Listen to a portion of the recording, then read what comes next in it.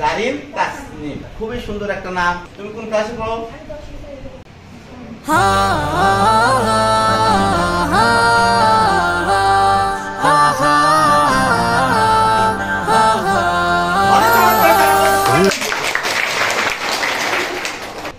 এই যে তোমার ঘটা, তোমার লেখাটা কিন্তু এই যাবৎকালের দ্বিতীয় সেরা লেখা হয়েছে। ওর জন্য আমরা আবার আরেকটা কথা বলি, আমরা কিন্তু এইখানে আমরা পীরগঞ্জ কথাটা লিখবো। তোমরা কে আছো পীরগঞ্জ কথাটা আমাকে লিখে দিয়ে দাও। পীরগঞ্জ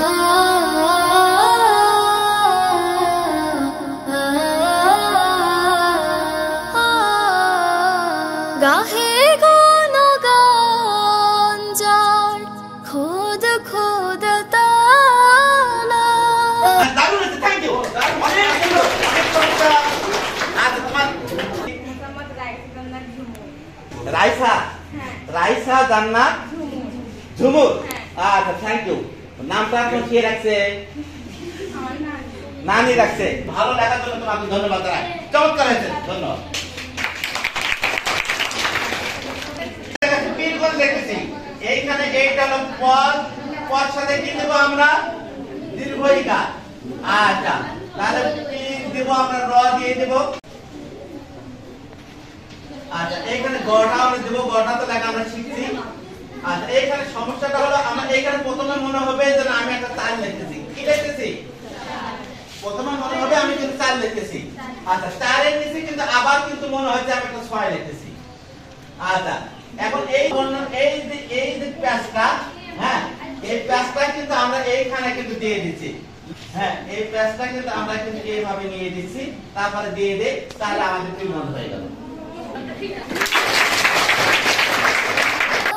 এঁকেছি সে ফুল মোরা, এঁকেছি সে ফুল মোরা মনেরই কাবায়, যে ফুল যুগ যুগান তরে খুশবু ছড়ায়।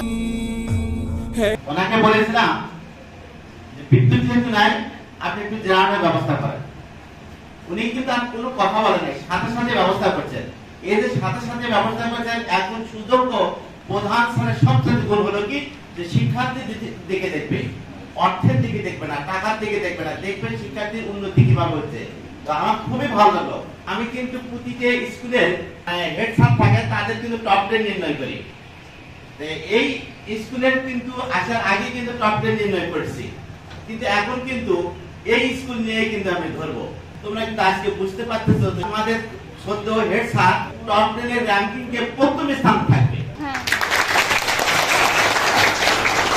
আত্মীয়র বাড়ি যদি কেউ যদি আমরা যাই, আত্মীয় যদি খুব ভালোভাবে না দেখে, কোথায় বসতেছো না করতেছো কি সমাচার চুপ করে যদি থাকে, বলো তো মনটা কি খুব ভালো থাকে না খারাপ থাকে?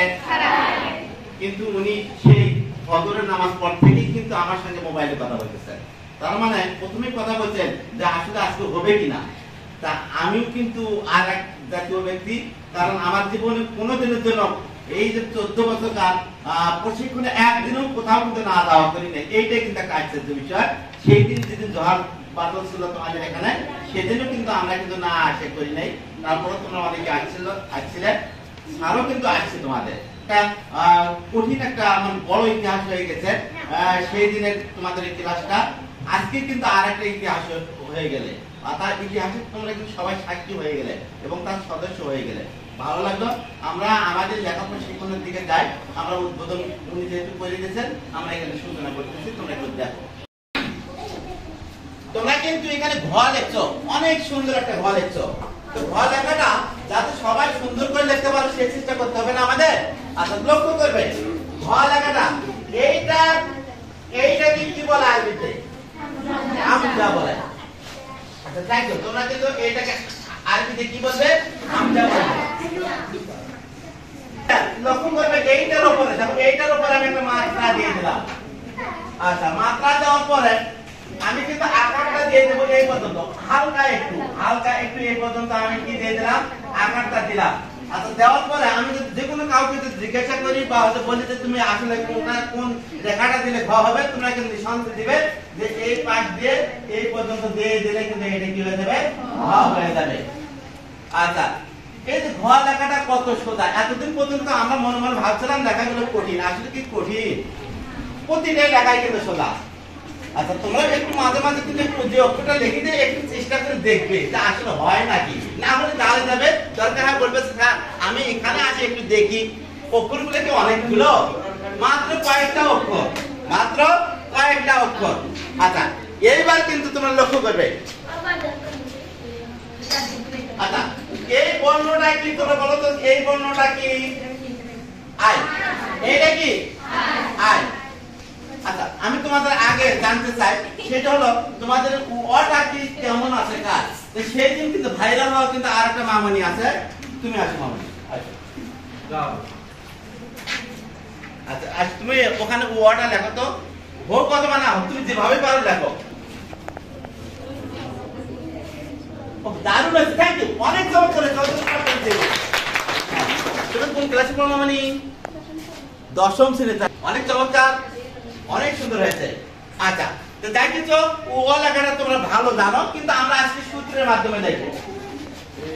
আচ্ছা, কি লিখবো? ও। আচ্ছা, লক্ষ্য করবে তো ও এটা আমি একটা আই দিলাম, আই এর পর আমি একটা কি ডি দিতে পারি না বলো তো দেখি? তাহলে আইডি, আইডি মানে কি তোমাদের কিন্তু আইডি আছে, এখন কিন্তু রোল না থেকে এখন আইডি হবে। এখন ক্লাস 6 এ যেটা হবে ওইটাই গোটা, মানে যতদিন তোর লেখাপড়া করবে ওই রোলটাই কিন্তু চলবে। আচ্ছা, তাহলে এইটা হলো আই, ওইটা হলো ডি। আর আমি এখানে একটা গাড়ি দিলাম, আমি এখানে কি দিলাম? ওই উপর কাটটা হলো আই আর নিচের কাটটা হলো ডি, তাহলে আমাদের এটা কি হচ্ছে? আইডি। আর তোমরা লক্ষ্য করো আমি এখানে কিন্তু একটা 6 লিখতেছি, কি লিখতেছি? হ্যাঁ, এইখানে কিন্তু আমি একটা 6 লিখতেছি।